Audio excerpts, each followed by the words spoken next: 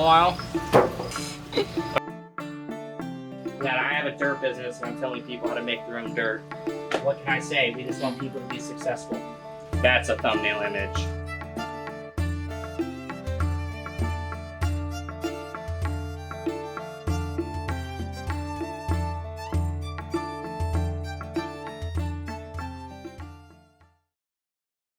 Hey guys, welcome to the Biodude YouTube channel. My name's Josh. I am the owner and the founder of the Biodude. I'm here in my showroom here in Webster, Texas. Come by and check out my store, visit my website, smash that like and subscribe button.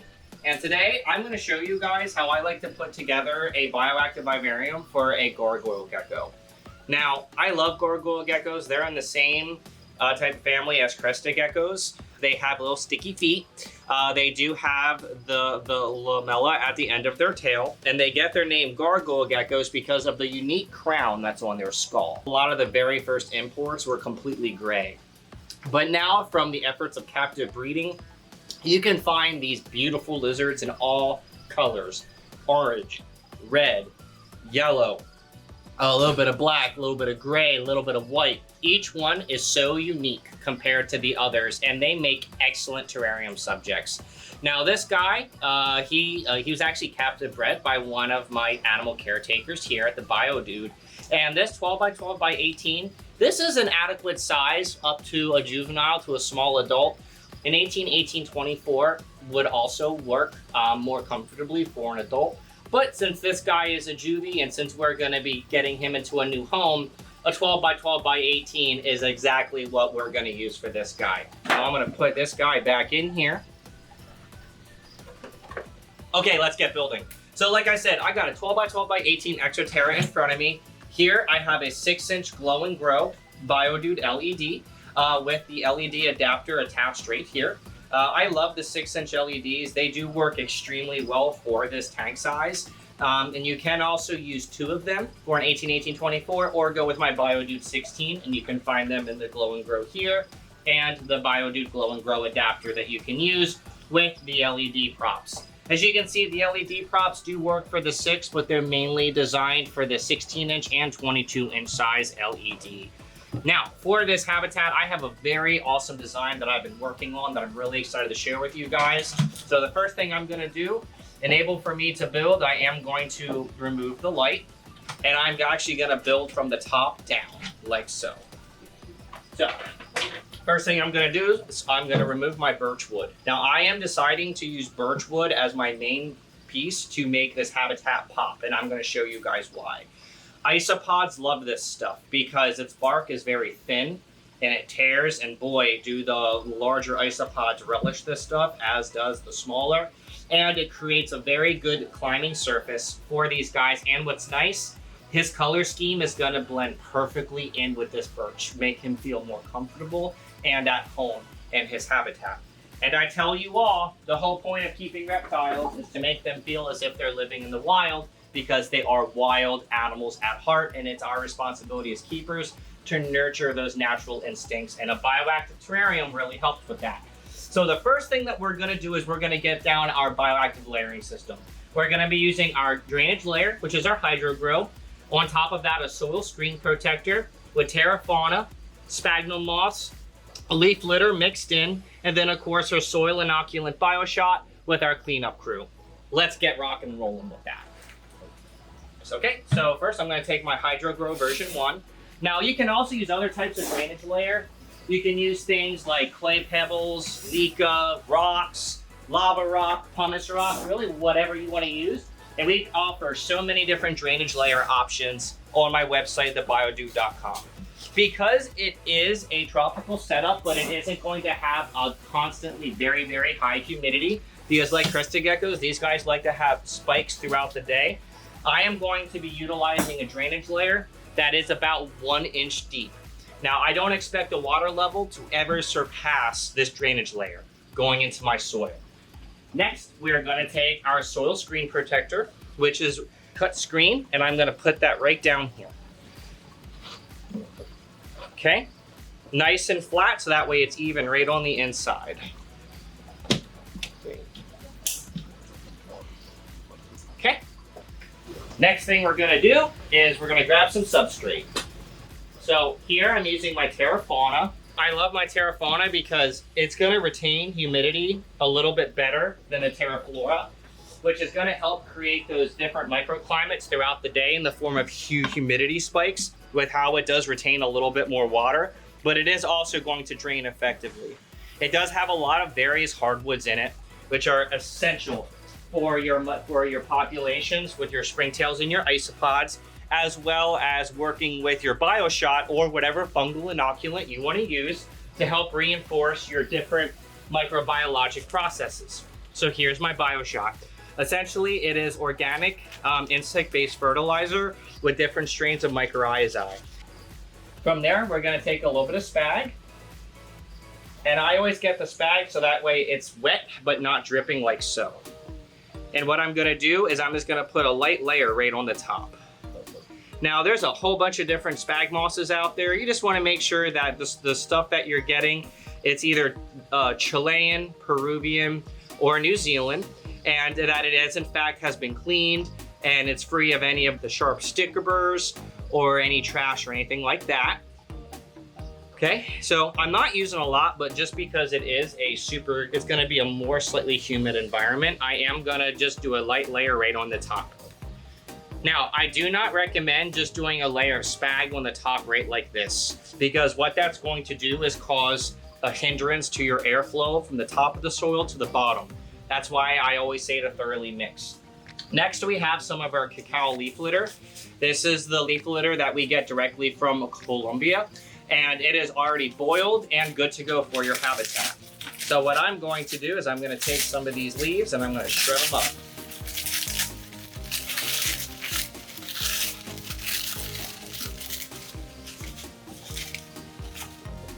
Okay. Next, we have all of our components in with exception of our cleanup crew. So what I'm going to do next, I'm going to close this. Now it's time from the soil up. We are going to thoroughly mix everything together. The general rule of thumb is you want some spag moss concentrated on the bottom, middle, and top. You want leaf litter concentrated in the bottom, middle of the top throughout your substrate layer.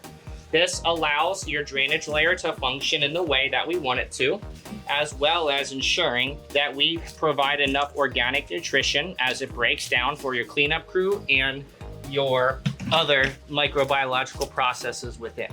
So I like that. We got about a 3.5-inch layer of substrate in here, a 1-inch layer of drainage layer. And next, what I'm gonna do, let me take this out of the box so that way you guys can physically see the layers. Now, I like to add the springtails and isopods very last. I don't want to have to dig them up and move them around or accidentally crush them or anything like that. Now comes my favorite part. It's time to actually build the habitat. Now, this is where you can get super, super creative.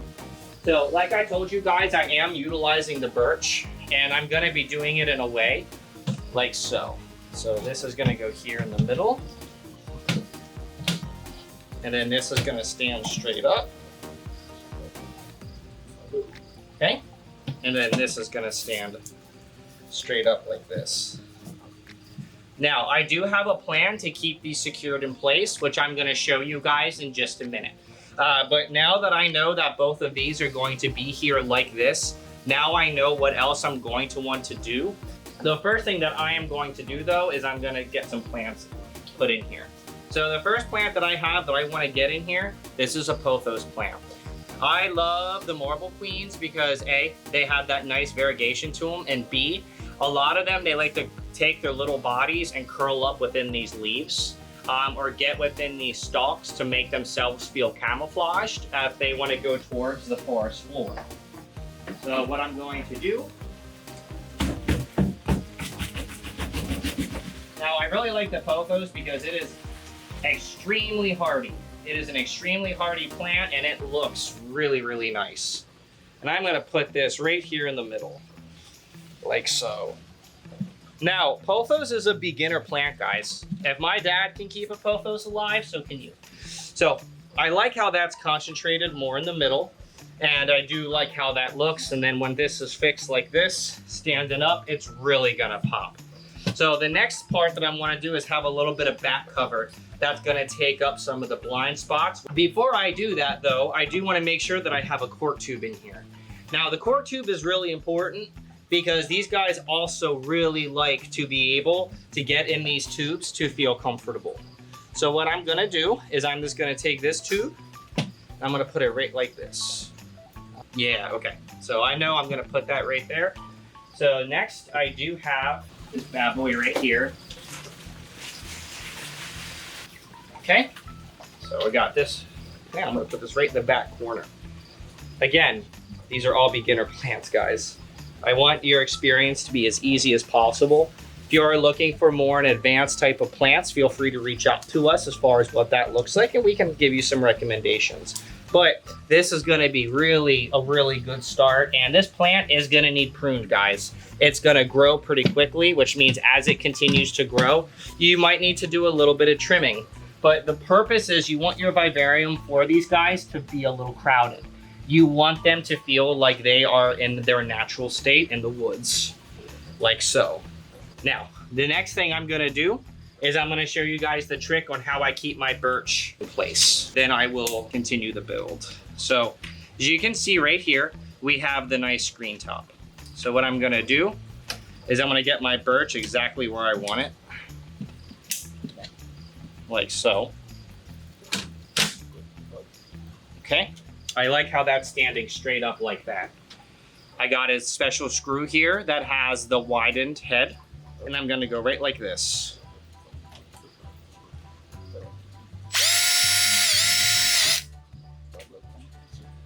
Okay. Make sure that's the way I want it. Perfect.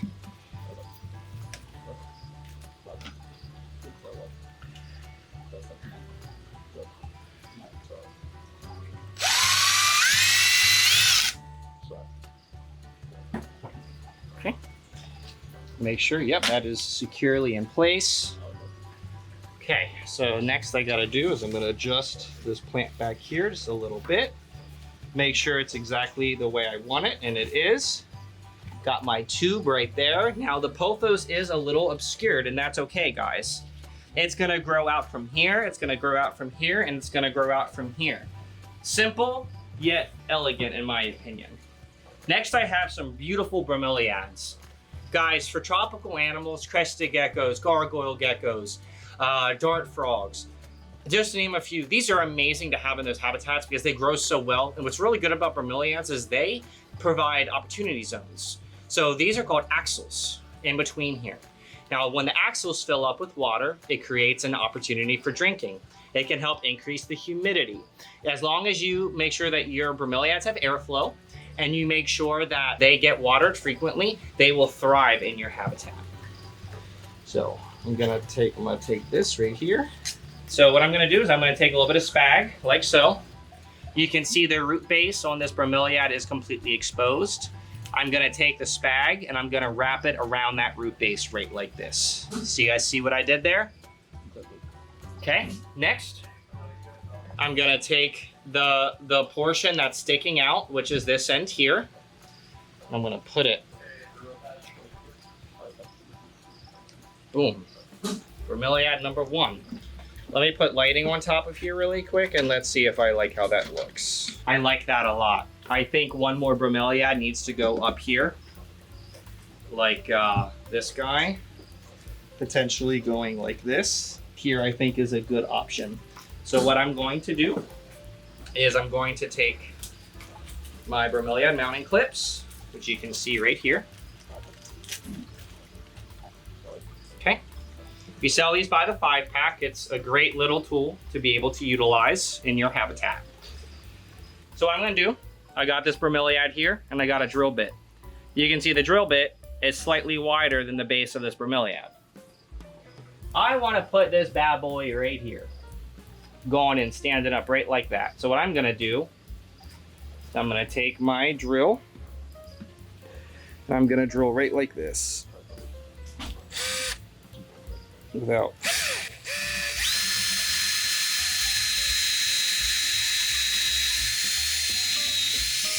I can tell you the isopods are gonna absolutely love. Look at that.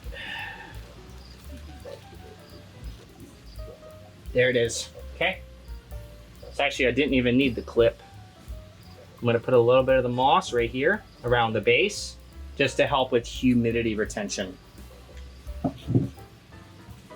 Okay. So next I have some of these mushrooms here, which I'm all about the mushrooms. I think they're pretty cool. So what I'm gonna do, I'm actually gonna break this one right here. I'm actually gonna put this right on the ledge like this. And how am I gonna do that? The hot glue gun. So I'm gonna take this, I'm gonna go right like this with the hot glue.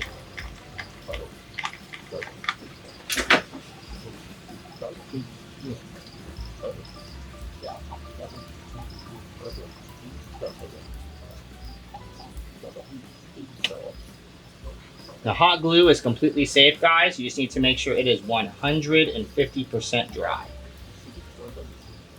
Hold that there for about 2 seconds while it continues to dry. Boom. As I'm debating if I want to put another one up here like this, and I do.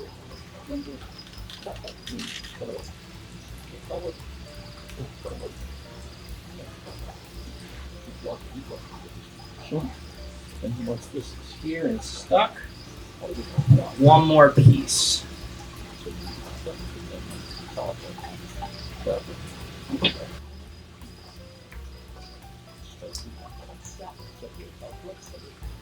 Now, what's nice is that'll soak and soak, that'll stick as well. Look really nice in there. So now what comes next? All right, so we got our hot glue in here. We got our mushroom ledges, and next we got to figure out where the water bowl is going to go. So here I have a really nice Orico pod, as well as other types of nut pods, Buddha nut pods, things like that. But first, let's go ahead and add in our cleanup crew before we start putting things on the ground. So let's take a look here. So here we have some tropical springtails that are cultured on clay with a little bit of charcoal put in here. This is actually an experiment that we're doing to see how well it works. So what I'm going to do is just gonna boom, right like that. And there's still a whole bunch of babies in here, so we can let this culture sit for a couple weeks and it'll be full of life again. Now for the isopods themselves, I recommend using dwarf whites, especially for a smaller habitat like this with not as much biomass in there. But some people do like to use the larger pods, such as the powder whites or the powder blues or the powder oranges. I wouldn't put oranges in here, but I think the whites and the blues you can definitely get away with. The thing with these guys is they are voracious. They will eat the food very aggressively. And if you leave them unchecked, they can bite your gecko if there is not enough food source in here. So when you are keeping them in a small habitat, it's really important you are mindful of your springtail and isopod population. So what I'm gonna do is I'm gonna take these and I'm gonna dump them right in here. All right, guys, so we got our dwarf white isopods put in here. So we have powder whites and dwarf whites. We're gonna be watching the habitat very closely. I got a couple more things I wanna add, a couple more bromeliads. So I got this nice little Neo regalia right here, and I'm just gonna slide him in between the two right like this. Boom, that ain't going anywhere. Then next, I think I'm gonna put this right there, right like that. We're gonna try it. We're gonna see if I can get it done.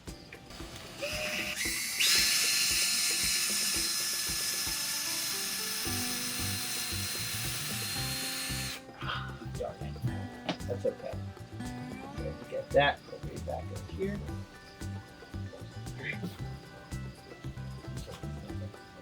So look, I drilled a hole. We're not gonna put any moss right there. We're gonna see how that works just by itself. Now, I got a really beautiful Hypoestes. This is the pink splash polka dot plant, which I think is gonna make a really nice cover right down here. But before I do that, I wanna make sure that our water bowl is gonna fit, and it will. So I got the Biodude rock water bowl right here. Okay. Yeah. And now usually what I'll like to do when it comes to the water bowl is I will take a tiny piece of cork, like so, and I'll put it right here in the bowl. That cork is gonna float. So when your springtails and your isopods and your feeders inevitably get in that water, they can get out of it. And then they won't drown. That helps keep the water nice and healthy. Last but not least, when it comes to the plants, is the Hypoestes Splash. Now again, guys, it's really important with your terrarium plants that you know where they're coming from and that they are clean before that you use them. So here, I'm gonna take this, put this right there, like so. Look at that.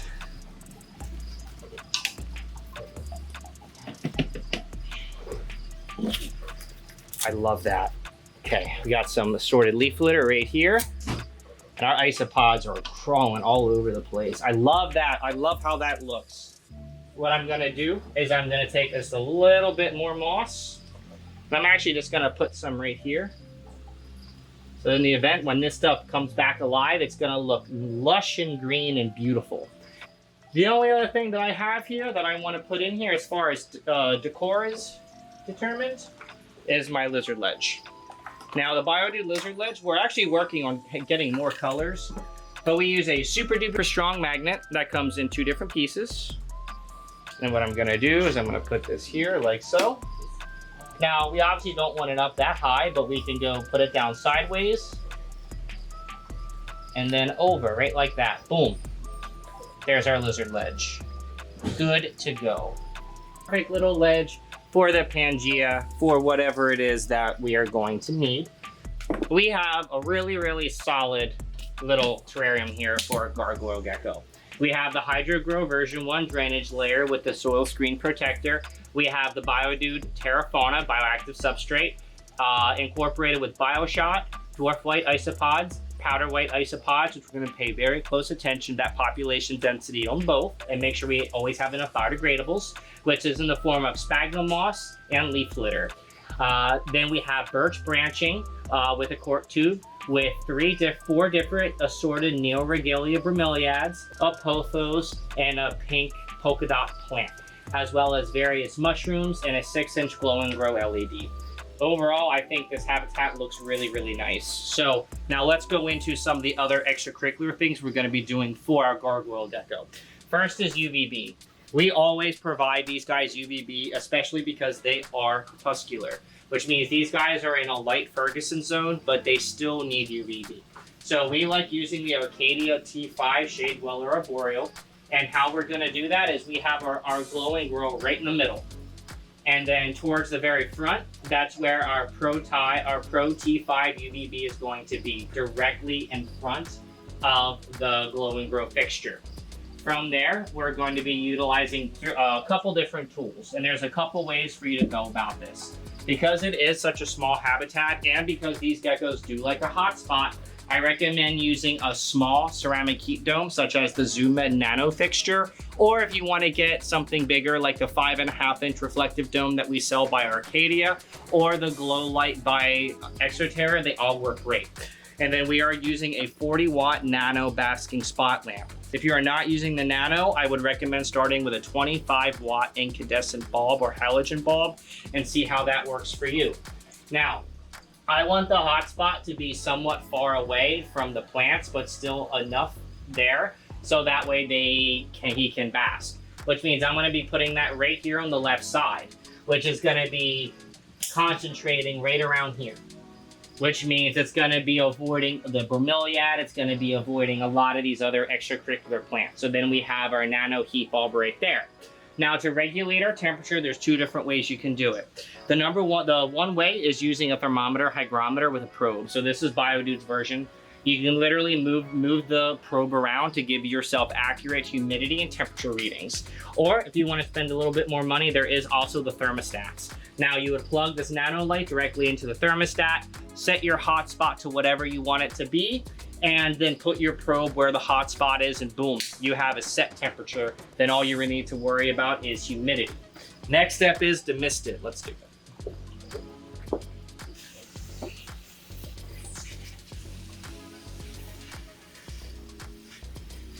Now, typically for the very first misting, I'll go really heavy. Just because I want the soil to get nice and saturated. I want to be able to see the different saturation layers in the soil. I want some of the thicker, denser hardwood materials in the substrate to get nice and wet to create different microbiologic areas for your BioShot to take hold. Make sure your bromeliads have a lot of water in their axils so that way they don't go into shock. And then last but not least, just making sure that all your plants get a nice drink, because they don't like being pulled out of their pots and put into a almost inert substrate, which if you do not put Bioshot in here or another type of soil inoculant, it is a lot harder to get your plants established, because a lot of your bioactive mixes, whether you're buying them commercial or making them yourself, are inert. Because what you don't want to do is put animal-based fertilizer in here in the form of guano, which is chicken poop, bat poop, or anything like that, because that will create a very unsafe environment for your animals. So if you are making your own, make sure you are doing your due diligence and understanding what you're doing. We have a lot of blogs and how-to articles about that on my website as well if you want to do the DIY approach. This is what we got, guys. Let's get this dude out. So we are going to be feeding him almost every day to every other day. We like to give them a mixture of Pangea, Rapashi, as well as the occasional waxworm, soft-bodied roach, or cricket. They do eat both, but he's already made up his mind. So with that feeding, when we are feeding insects, we are going to be utilizing our bug grub. This is our insect gut load. I stand by this product. It's one of my favorite products that I sell, believe it or not.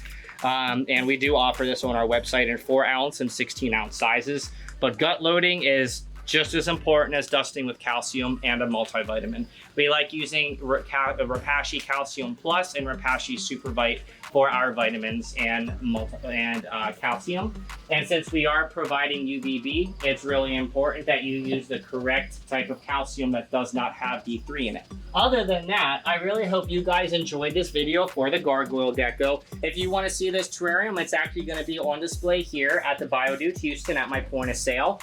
And if you are interested in learning how to do this, feel free to visit my website, visit my blog, take a tour of my YouTube channel. I really appreciate everybody's support as my journey of the Biodude continues to grow and continue to impact the hobby in the way that it has. My name is Josh Halter. I'm the owner and founder. And make sure to hit that like and subscribe button.